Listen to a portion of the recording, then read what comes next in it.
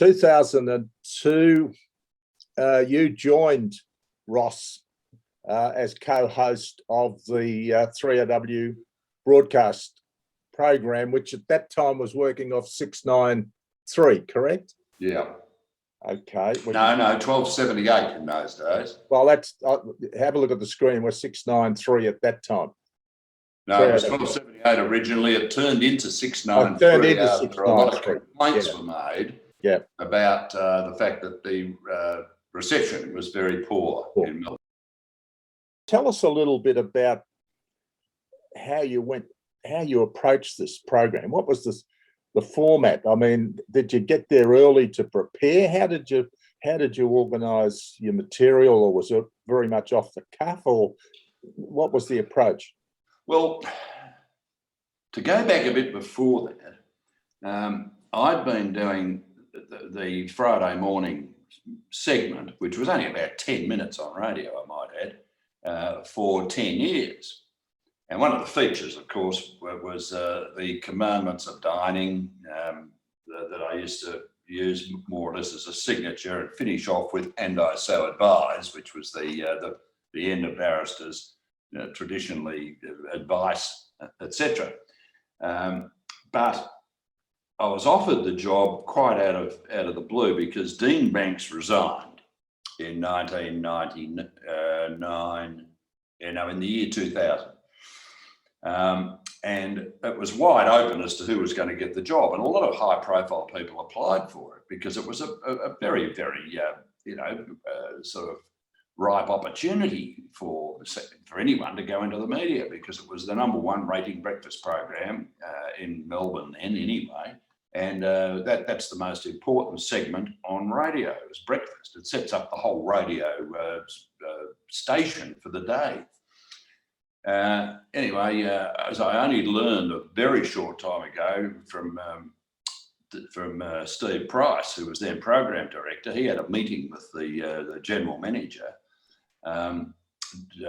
Tony Bell, and they went through a list of people that applied for the job, and they went through all of them and crossed them off one by one until they got to the last bloke on it, who was me, and Tony Bell said, "Righto, it's him." So I got offered the job with very little radio experience, except for that 10 minutes every Friday morning.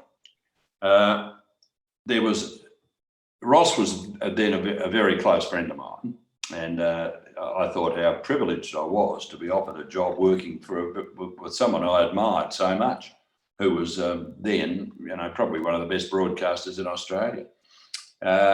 Anyway, I went in sort of with all guns blazing, not realising just how much I didn't know about radio. No, we over that 20-year period that I worked there with Ross, we never did any preparation. It was all spontaneous, and that was, I think, the key to our success.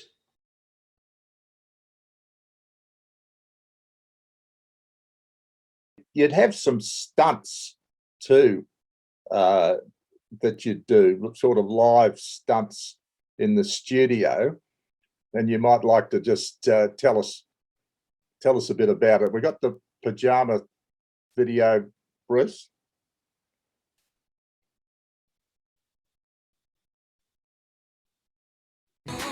You're listening to 3AW Breakfast Pajama Party, live from Casa de Stevenson. Okay, tell us about that, John. Was that in the studio or at Ross's place? No, that is a result of Ross having had back surgery. Yeah. He was quite debilitated for quite a while prior to his back surgery, and he was off air for about 2 weeks, and then when he decided to come back on air, he was advised to do it from home, so that he didn't have to travel to work, etc., and get into, perhaps get into difficulties with discomfort in the studio. So we did it from his place and pretended that we'd slept the night there and were wearing our pajamas. It was just a bit of a stunt, but not up with some of the great ones, like the going to Beijing and going to Rio de Janeiro and stunts like that.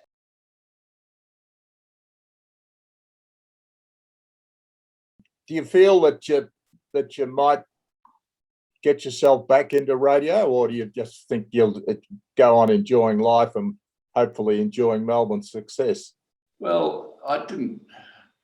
It's a very strange situation that for the first time ever, on the 31st of or the 1st of August last year, I was looking at the future and I didn't have a job. And it felt a bit sort of insecure and a bit strange, as if you're looking into a void about wondering what to do.